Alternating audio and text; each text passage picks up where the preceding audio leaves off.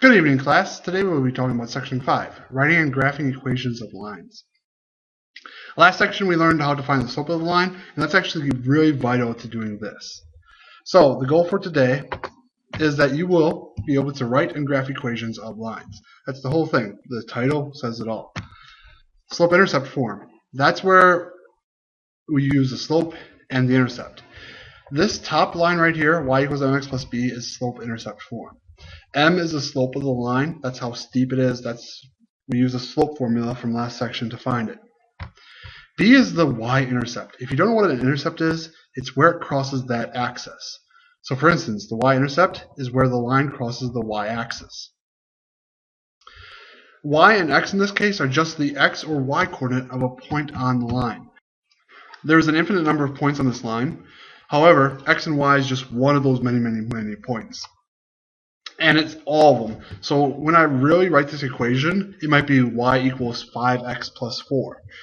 5 is the slope, 4 is where it crosses the y-axis. But y and x stay in my equation. So it's called slope-intercept because it goes slope, then intercept. That's why it's called slope-intercept form.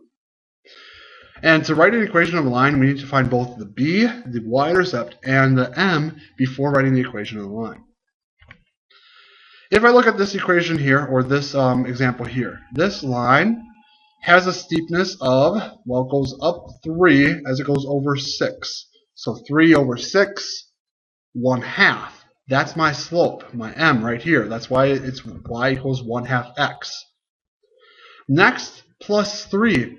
Plus 3 because that's where it crosses the y-axis. This line tells me everything I need to know. My first coordinate is 0, 3.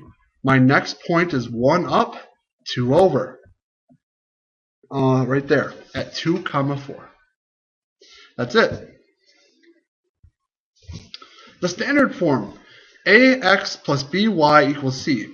A, b, and c have to be integers. They can be either positive or negative, but they cannot be 0 or a fraction. They're whole numbers.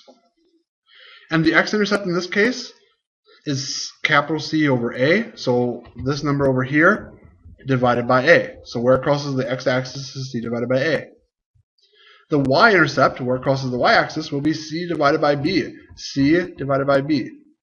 It's a real easy way to plot them. If you know this, you just use that rule and you plot them. So if I look here,